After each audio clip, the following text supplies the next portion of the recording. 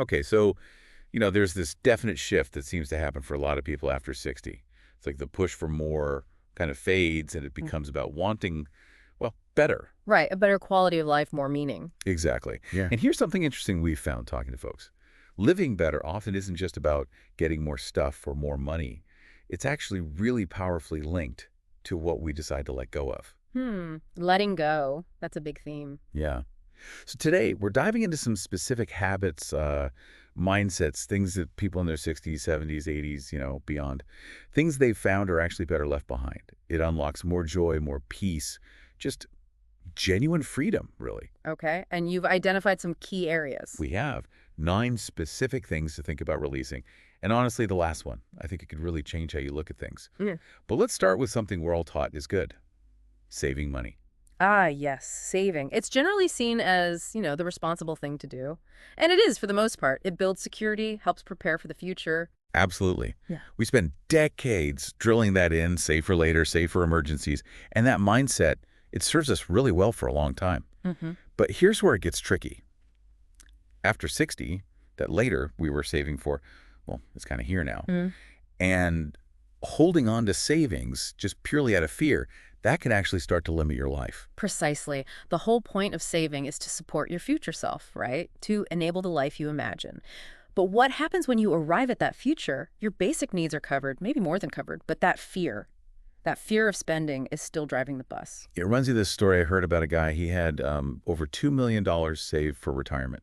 No debt, house paid off, the works. Wow, sounds well prepared. Totally. Yeah.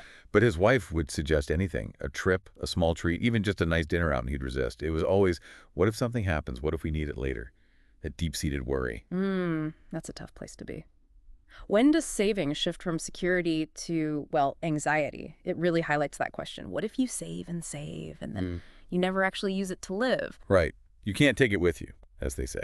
And his situation shows how saving for a future you're too scared to enjoy kind of defeats the purpose.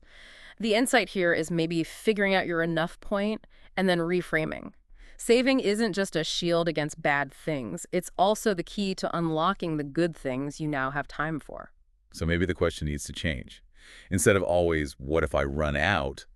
Maybe it becomes, what experiences, what connections are worth investing in now?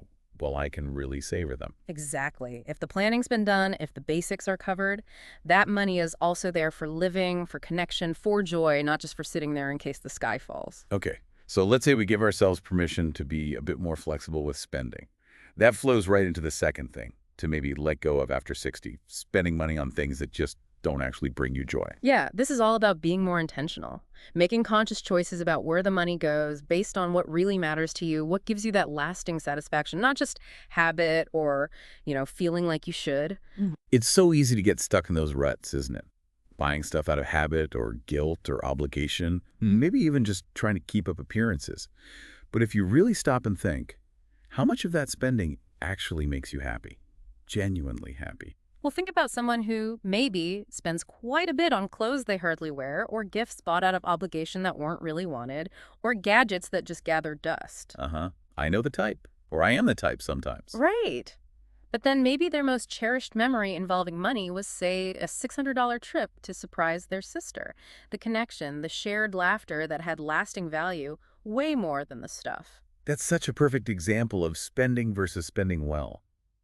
As we get into this chapter, our financial choices should really reflect our core values, shouldn't they? Maybe it's travel for you, maybe it's helping family, pursuing hobbies, or just making your home more comfortable. Whatever it is, that's what matters. It's about letting go of the spending that feels like a burden, or meaningless, or driven by what you think others expect. And remember, often the best joys, they don't even cost much, or anything at all. So maybe just pause before buying. Ask yourself, is this really helping me live the life I want? Or is it just noise? Okay, so we've touched on money. Now let's shift to something even more precious. Time. Which brings us to number 3. Consider letting go of trading your time for money. Now, unless, of course, it still brings you real meaning. Yeah, for most of our working lives, time and money are, tightly linked. We trade hours for dollars. It's how we build our lives. But as we move into this next phase, that equation, it shifts. Time itself becomes the really critical asset. It really does. Time becomes the currency that matters most, so it requires some real honesty. If you're still working past traditional retirement age, Why? Is it genuinely because you love the work? Does it give you purpose, energy? Or is it maybe driven by a fear of stopping, a sense of obligation, or just the momentum, the habit of working? Exactly. There's a huge difference between work that fills you up and work that just fills the hours, or Right. worse, drains you. If it brings joy, structure, connection, fantastic. But if it's become a grind, fueled by fear of what comes next, maybe it's time to reassess. I remember hearing about a teacher taught for over 30 years. People started asking when he'd retire in his early 60s. His answer was always the same: when I stop loving it. Uh, And he did eventually retire a few years later. He said the passion just wasn't there in the same way. And he left feeling peaceful, no regrets. that's the ideal, isn't it? Making the change because you feel it's time, not because of a date on the calendar or what others think. Contrast that with people who stay in jobs they don't enjoy anymore, maybe because they can't imagine who they are without that professional title, or they're scared of having unstructured time. And that's the nub of it, really. You can theoretically always make more money, Right. but lost time, that's gone forever. Once today is over, it's over. Right. So if work still lights you up, great, keep at it. But if it's consistently draining you, keeping you from living the life you actually want, maybe it's time to let go of that trade. You've traded time for money for decades. Perhaps now it's time to trade time for meaning, for experiences, for connection. Which leads us perfectly into number 4. Stop putting off those experiences you keep saying you'll do someday. Oh, the someday trap. It's so common. I'll take that big trip someday. I'll learn piano when things settle down. We all do it, right? But the hard truth is someday isn't guaranteed. For money, it just never shows up. Life happens now in the present. The future is always uncertain. Delaying things you really cherish means taking a big risk that might just never happen at all. I think about that couple who always dreamed of doing a cross-country trip in a vintage camper. They had the money, they had the time freed up, but it was always next year when this is sorted, when that's done. Always a reason to wait. Then one of them had a bit of a health scare. Thankfully, it turned out okay, but it was a real wake-up call. They suddenly realized they were waiting for some kind of permission slip that was never going to arrive. Yeah. So they just went, booked it, packed up, hit the road that spring. And later they said it was the absolute best thing they'd ever done. Not because it was flawless, things went wrong, sure, but because they did it. They stopped waiting. That's such a powerful story. It shows how easily we can get stuck waiting for the perfect time that never comes. We create our own roadblocks. So what is it for you, listening right now? That trip, that hobby, reconnecting with someone, learning something new. Why not start exploring it now? You don't need perfect timing. You don't need every detail mapped out. And you definitely don't need anyone else's okay. Often the real reason we delay is, well, fear, isn't it? Fear of change, fear of the unknown, maybe even fear of putting ourselves first for once.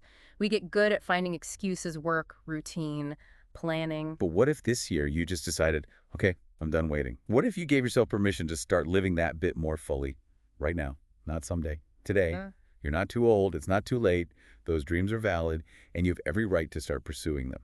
And pursuing those dreams, living fully, really relies on something crucial.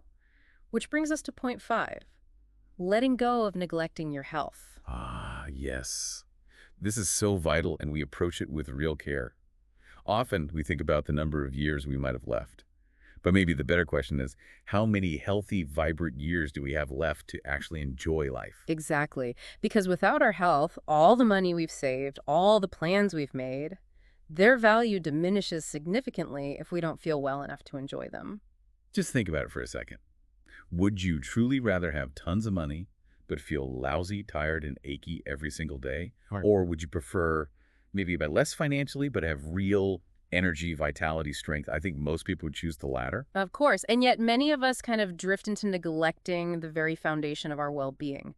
But the good news is you don't need some massive, drastic overhaul tomorrow. Small, consistent steps can make a huge difference. We're talking simple things, really, like just making a point to walk a bit more each day, choosing water instead of that sugary drink, doing a few gentle stretches when you wake up, maybe finding an exercise class that's actually appropriate for your age and fitness level. Even just a little bit of light strength training done safely, of course, can do wonders for balance, energy, and just feeling capable and independent.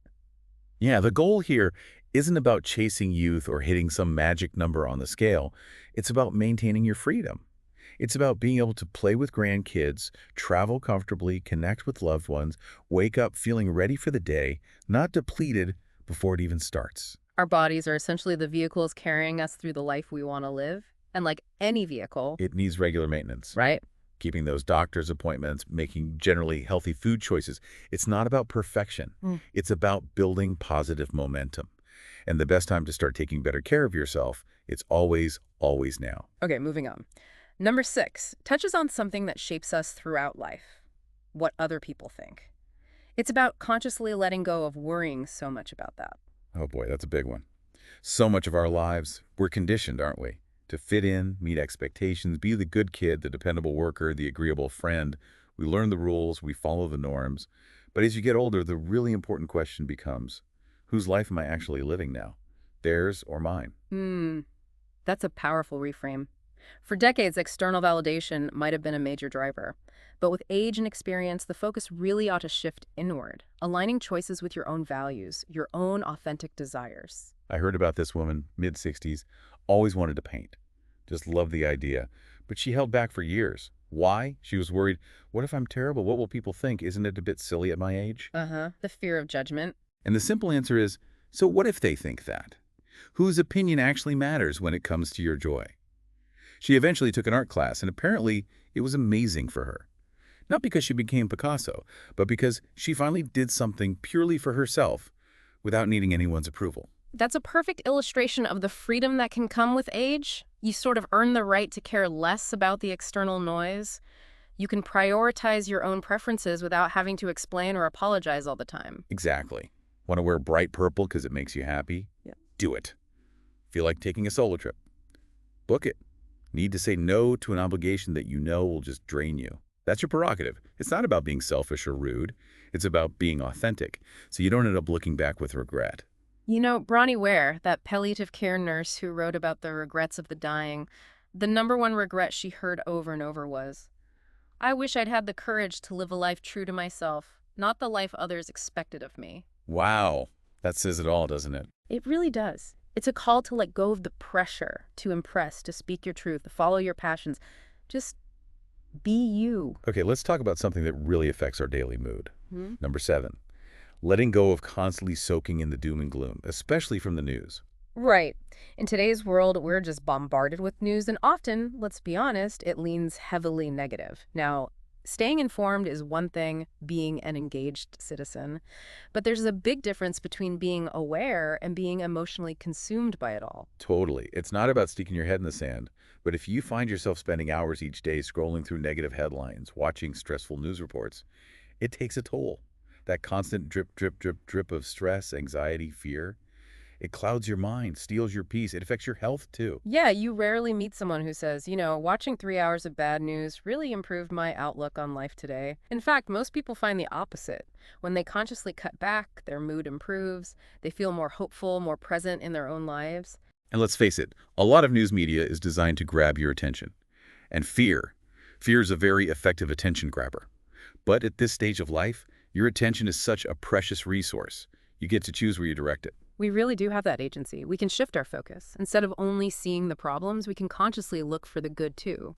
The kindness, the progress, the simple joys, music, laughter, learning, connection, love, it's still out there. So the advice isn't to be ignorant. It's to be intentional. Maybe limit your intake. Choose sources that are respectful, less sensational. Seek out uplifting content too. And maybe just ask yourself sometimes, has watching all this actually helped me? Has it improved my life? Or just made me feel anxious and helpless? Good question to ask. Okay, number 8 brings us back to finances, but from a slightly different angle. It's about finding that balance, letting go of both totally ignoring your financial plan and obsessively micromanaging it. The tightrope walk. It's easy to fall off on either side, isn't it? On one hand, you have people who just avoid finances altogether. It feels stressful, overwhelming, so they just don't look.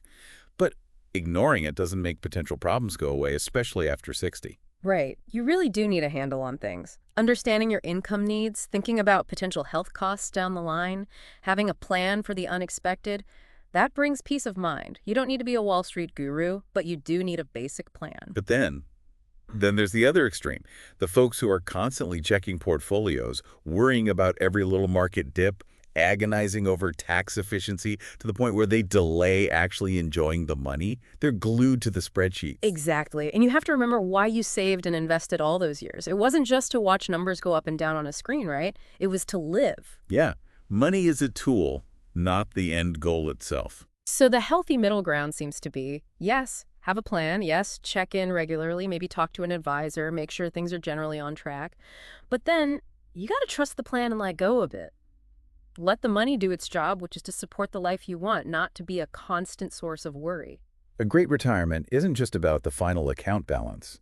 It's measured by a life well lived. Precisely. So let go of the avoidance that comes from fear and let go of the obsession that comes from anxiety. Use your finances as a tool for making intentional, joyful choices. Okay, that brings us to the ninth and final point. Yeah. And this is the one we hinted might be a real game changer.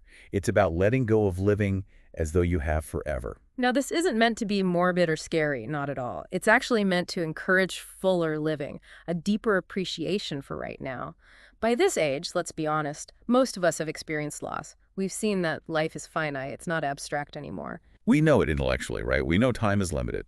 But somehow, there's often this disconnect between knowing it and actually living like we know it. We still put things off. We still wait for someday. And the simple truth is we just don't know how much time we have. None of us do. And that reality, instead of being depressing, can actually make each day feel incredibly precious. It encourages us to be more intentional. I sometimes ask people this question, and it's powerful. If you knew for sure this was your last year, what would you do differently? Who would you call? What would you say? What would you stop putting up with? What would you finally start? And most people, they can answer that almost instantly. They know exactly what matters most. They do.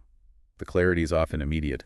But then, Often we slip back into the old patterns. The routine takes over. The challenge is bridging that gap, bringing that last year urgency and clarity into our actual lives right now without needing a crisis to force it. So what's really stopping you from doing some of those things now?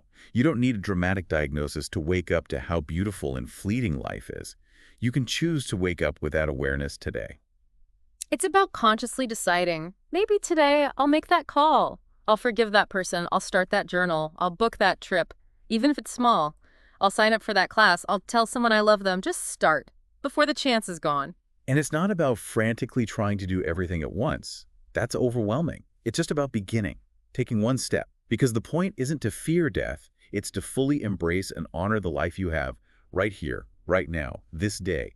It's irreplaceable. Well said. So just to quickly recap those 9 areas we explored letting go of.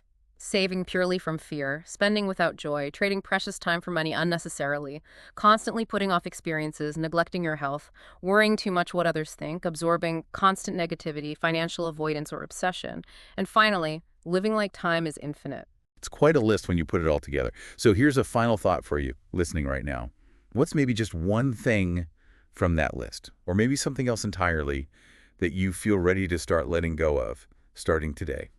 Just take a moment with that. And if this conversation sparked something for you, maybe share it with someone else who might benefit. Because growing older really isn't about fading away. It can be about showing up more fully than ever. Thank you so much for spending your time with us, for trusting us with this deep dive. Your willingness to even think about these things is a great reminder that it's truly never too late to create a life filled with purpose, connection, and real joy. We'll be back soon with another deep dive. Until then, stay healthy, stay curious. Take good care.